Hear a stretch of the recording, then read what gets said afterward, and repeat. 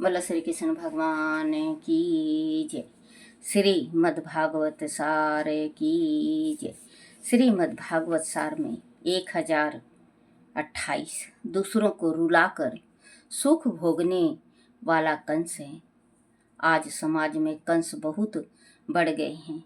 जीवन कम क्रोध से हमेशा मार खाता आया है। 1029 वंदना पूजन प्रत्येक देव का करो, पर ध्यान एक ही देव का करो। ध्यान बिना साक्षात्कार नहीं होता। 1030 वाणी और व्यवहार में एकता ना हो तो तब तक वाणी में शक्ति नहीं आती। ज्ञान को क्रियात्मक रूप देने वाले का दोष यह है कि वह बगल में रहकर विलासी जीवन बिताते हुए वेदांत की चर्चा करता है। यह ठीक नहीं है। अधिक पढ़ने की उपेक्षा पढ़े हुए को जीवन में उतारने अधिक पढ़ने की उपेक्षा पढ़े हुए को जीवन में उतारने की जरूरत है। अधिक पढ़ने से बच्चों कोई ज्ञान नहीं मिलता। पढ़ो लेकिन उसको जीवन में उतारो। आप पढ़ रहे हो, आप जीवन में नहीं उतार रहे हो। अभी पढ़ा और अभी भूल गए तो कोई फायदा नहीं। उस पढ़ाई का कोई गुण नहीं होता जब तक भगवान की भक्ति में इंसान रमता नहीं। अब आपने गीता का अध्याय 1 से चालू किया, 18 तक पढ़ा, लेकिन गीता का एक अध्याय का भी आपको अभ्यास नहीं हुआ कि गीता में क्या लिखा था। अपने जीवन में आपने उतारा ही नहीं कि गीता में क्या लिखा था, क्या बात थी, कैसे हुई थी लड़ाइयाँ। तो उसका क्या फायदा, क्योंकि सत्य की लड़ाई थी। महाभारत की जो लड़ाई थी सत्य की थी, बंटवारे की थी, भाई भाई के हिस्से की थी। क्योंकि कहते हैं कि संसार में सब कुछ इंसान को मिल जाता है, माँ का जाया भाई कभी नहीं मिलता। तो बच्चों, कभी भी अपने भाई अगर छोटा है तो अगर आप 2 इंच की ज़मीन ज़्यादा दे दोगे तो आपका कोई फर्क नहीं पड़ेगा, क्योंकि छोटा भाई बेटा के समान होता है और बड़ा भाई पिता के समान होता है। ये अगर इंसान सोचने लगे, समझने लगे तो उनके घर में लड़ाइयाँ नहीं होती। और जिस घर में एक एक फुट जमीन के वास्ते या घर के सामान के वास्ते या माँ बाप को रखने के वास्ते या बहन आती है उसके वास्ते लड़ाइयाँ होती हैं, तो वो घर नहीं होता, वो शमशान के जैसे हो जाता है। बच्चों, जो मैं बात कहती हूँ तो अपने जो देखा हुआ है, जो जाना हुआ है, उसी बात को मैं आपको समझाती हूँ। मैं समझाने का ढंग थोड़ा दूसरा है। अगर मेरे मुंह से अगर गलती से कुछ भी निकल जाए तो मुझे माफ़ करना, क्योंकि मैं इतनी पढ़ी लिखी तो हूँ नहीं बच्चों, अंगूठा छापूँ मैं। तो आपको मैं कई दफ़े बता चुकी कि मैं अनपढ़ हूँ। तो भगवान ने ये जो ज्ञान दे रखा तो आप तक लाती हूँ। भगवान का दिया हुआ प्रसाद है। आप ये सोचो कि अनपढ़ इतना पढ़ ले तो बहुत कुछ है, तो भगवान जिस पे प्रसन्न रहता है तो उसी को विद्या देता है। विद्या मेरी किस्मत में थी, भगवान ने दिया, तो अब इस विद्या का मैं दुरुपयोग करूँगी तो मेरे जैसा कोई पापी नहीं है, कोई भी पापी नहीं है। तो मैंने जो भगवान ने विद्या दे रखी वो थोड़ा सा जो टूटा फूटा शब्द पढ़ती हूँ वो आप तक मैं लाती हूँ।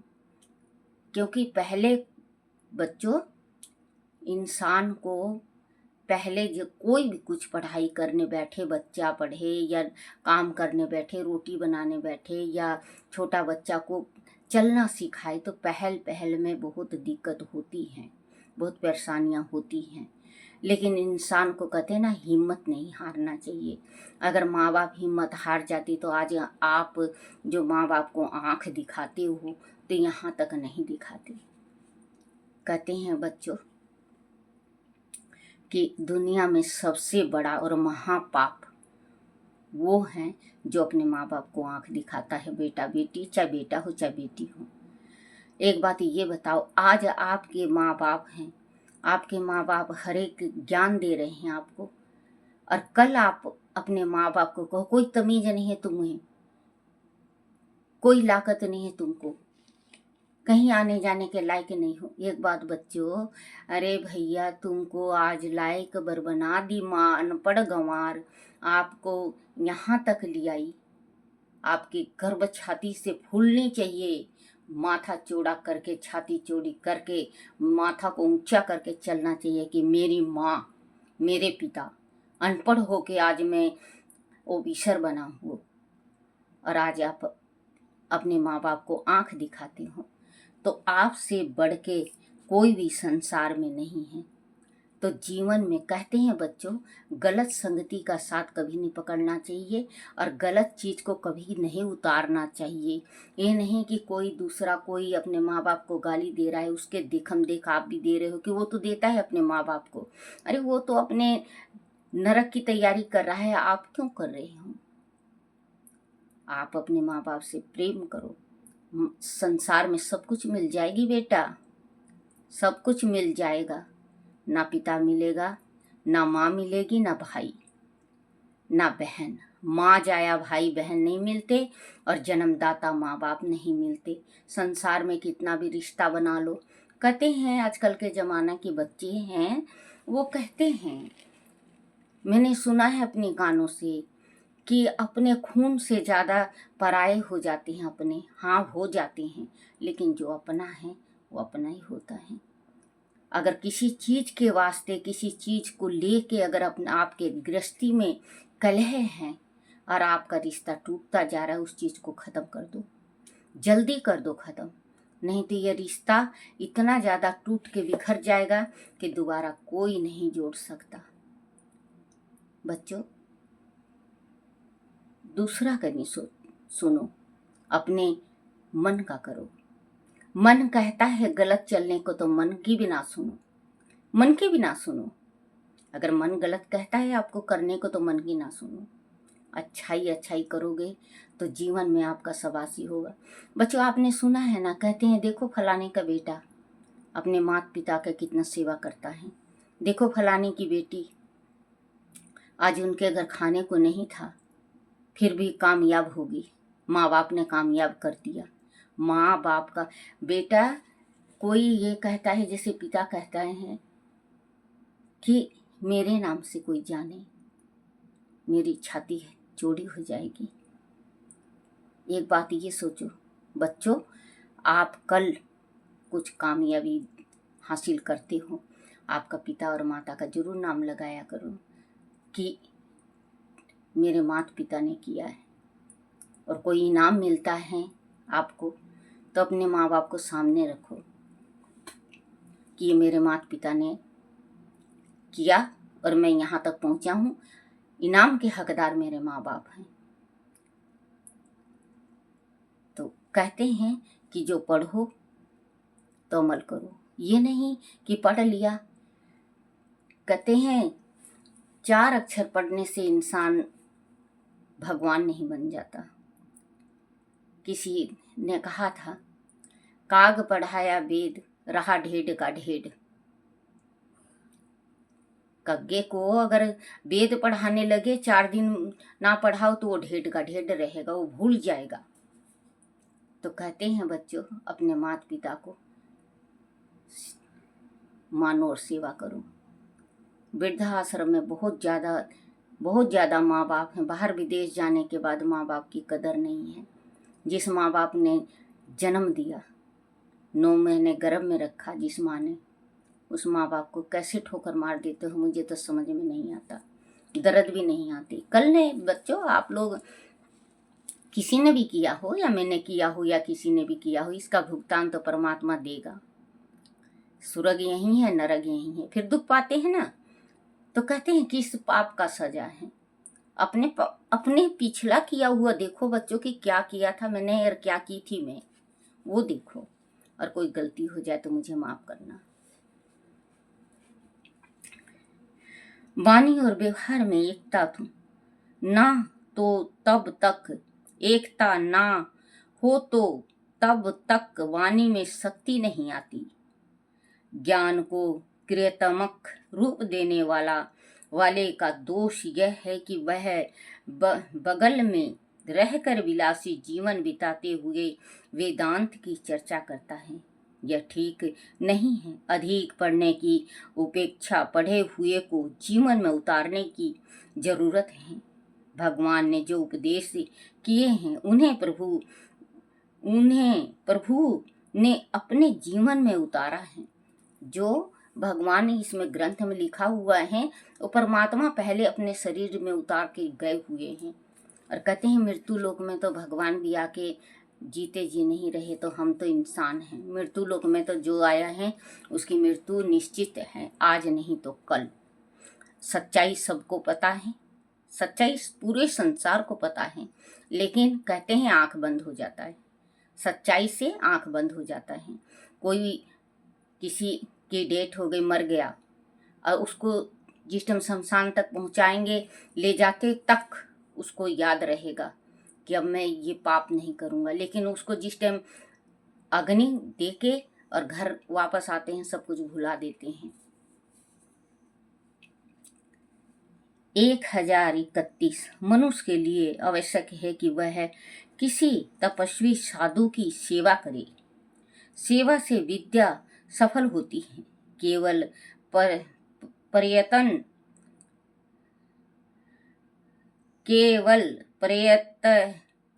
प्रयत्न से मिली हुई विद्या अभिमान को साथ लाती है। संत सेवा से मिलने वाली विद्या के साथ विवेक और विनय आते हैं। 1032 आजकल के पढ़ाने वाले शिक्षा प्रिय विलासी होते हैं, इसीलिए पढ़ने वाले विद्यार्थी भी प्रिय विलासी होते हैं। विद्यार्थी अवस्था में संयम की बहुत आवश्यकता है। देखो बच्चे, इसमें स्पष्ट लिखा है जो बच्चा पढ़ता है उसको संयम की बहुत जरूरत है, क्योंकि 12 साल से लेकर 18 साल तक या 21 साल तक जो बच्चा सही है उसको फिर कोई भी नहीं बर्बाद कर सकता, क्योंकि ये समय होता है जैसे बालपन जाने का और जवानी आने का। जवानी में कोई ऐसा कदम कोई उठा देता है, लड़का या लड़की, जो जीवन भर के वास्ते वो रोते रहते हैं। उनको फिर रोने के सिवा कुछ नहीं है। कहते हैं कि चिड़िया चुग गई खेत, अब रो चाहे जागो। तो कहते हैं वही कि बच्चों कभी भी गलत कार्य नहीं करना चाहिए। अपने माता पिता की सेवा करो और बात मानो। माँ बाप जो शिक्षा देता है उस शिक्षा लो। सबसे पहले कहते हैं सबसे पहले जो गुरु हैं वो गुरु माता होती है, अपनी माँ, जिसके गर्भ माता गुरु जो होती हैं अपनी माँ होती हैं। वो जन्म देती हैं, साल तक 8 महीने तक उसको ऐसे जैसे चिड़िया अपने अंडे को सहती है वैसे सहती है, वैसे 3 साल तक होता है। फिर उसको खिलाएगी पिलाएगी, नहलाएगी धुलाएगी, इधर उधर ले जाएगी, घुमाने ले जाएगी, हाथ पकड़ेगी, फिर ऊंचा नीचा समझाएगी, बेटा ये अपने भगवान है, ये अपना गुरु है, अपने पुरोहित हैं, ये ब्राह्मण हैं, ये कन्या है, ये बहन है, ये दीदी है, चाची, ये मामी, ये फूफी, क्योंकि सब कुछ बताने वाली माँ है, पिता है। जिसका पिता नहीं है तो आकाश नहीं है, सिर की पगड़ी नहीं है, माँ नहीं है तो गृहस्थी घर नहीं है, उस घर में कोई राग नहीं है। तो कहते हैं बच्चों कि माँ गुरु है, माँ तीर्थ है, माँ बाप चारों धाम है। आप अपने माँ बाप को लात मार के और मंदिर चले जाओ। एक भक्त था, बहुत भक्ति किया करता अपनी माँ भगवती का, बहुत ही भक्ति किया करता, लेकिन वो ना तो पिता को मानता था ना माँ को मानता था। कुछ दिन हुआ, जैसे जवान हुआ उसके पिता चल बसे, माँ अकेली रह गई। माँ अकेली रह गई तो माँ को और ज़्यादा तंग करने लगा। लेकिन माँ जब भी बाहर जाता बेटा तो माँ यही कहती, हे मेरे प्रभु मेरे बेटे की रक्षा करना, क्योंकि माँ कभी अपने आत्मा से दुर्सृष्टि नहीं है। और कोई माँ का जब मन एकदम बहुत ज़्यादा भर जाता है और उसको तकलीफ होता है, वो माँ का आत्मा रोता है, वो आत्मा तड़पती है तो कहती है, उसके आत्मा से जो निकलता है बद्दुआ, तो वो बच्चों 100 का 100 सच होता है। माँ का बाप का आत्मा कभी नहीं तड़पाना चाहिए। तो वो बहुत तंग करने लगा तो भगवती का पूजा किया करता। माँ ने देखा, माँ भवानी ने देखा, 1 दिन देखा, 2 दिन देखा, 4 दिन देखा, नोरते थे। 7वें दिन माँ विकराट रूप धारण करके आई, बोले मूर्ख तू पूजा करता है, देख तेरी पूजा 7 दिन का मैं वैसे के वैसे त्याग दी हूँ। बोले माँ क्यों? बोले तू अपनी माँ को मना नहीं रहा है, तू अपनी माँ को लात मार के आया है मेरे पास, और मैं पत्थर की हूँ और तू मुझे पूज रहा है, जीते जी को तड़फा रहा है और पत्थर की मूर्ति को पूज रहा है। अरे मूर्ख, अगर मुझे मनाना है, मुझे प्रसन्न करना है तो अपनी माँ को प्रसन्न कर, अपनी माँ का सेवा कर, अपनी माँ को मना। जब ही उठता है, जिस जो लोटा जल लेके आया था वही लोटा जल लेके जाता है, अपने माँ के चरण धोता है, चरना अमृत लेता है, कहता है माँ मैं पापी हूँ, आज के बाद मैं कभी पाप नहीं करूँगा। माँ कभी आपको तंग नहीं करूँगा, आपका जूता और मेरा सिर माँ जैसे आप चाहो मुझे सजा दे सकते हो। माँ ने गले लगा लिया बेटा को, कहा बेटा मैं कभी आत्मा से गाली तुझे नहीं दी, चाहे तू कुछ भी करा, मारा पीटा गाली दिया कुछ भी किया, लेकिन मैं तुझे गाली नहीं दी। बाहर जाता था मैं हमेशा यही कहती, हे परमात्मा मेरे बच्चे की रक्षा करना, क्योंकि मैं माँ हूँ बेटा, मैं माँ हूँ। तो वही कहते हैं बच्चों कि जब किसी ने कहा, किसी शायरी कहा है, मत रुला उस माँ बाप को, मत रुला उस माँ बाप को, वो रो देंगे। मत रुला माँ बाप को, वो रो देंगे। अगर वो रोए बच्चे तो तुझे तीनों जहां से खो देंगे। जब माँ पिता रोते हैं तो तीनों जहां से खो देते हैं। वो मृत्यु लोक का नहीं रहता, वो स्वर्ग लोक का नहीं रहता, वो भगवान देवी देवता और पितर का नहीं रहता, 3 लोकों से गायब, वो सीधे नरक की कुंड में। तो बच्चों आप जरूर अपने ये जो मैं कहती हूँ, अगर आपको अच्छा ना लगे तो मुझे माफ़ करना। और मैं कोई पखंडबाजी नहीं दिखाती, क्योंकि पखंडबाजी वो दिखाता है बच्चों जिसके दिल पे बीती ना हो। हमने धूप भी सहा है, छाँ भी सहा है, बरसात भी सहा है, ठंड भी सही है और गर्मी भी सहा है। बड़े बुजुर्ग कहा करते कि ये हमने धूप में बाल सफ़ेद नहीं किए हैं, उम्र खा के किए हैं। तो उम्र जो इंसान खाता है उसी का, और जिसके दिल में दर्द होता है उसी को पता होता है, और वही ये जो बोलता है वो सच बोलता है। बच्चों अगर मेरे से कोई गलती हो जाए या कुछ गलती से मुंह से निकल गया हो तो मुझे दादी अम्मा को क्षमा करना। बोलो श्री कृष्ण भगवान की जय।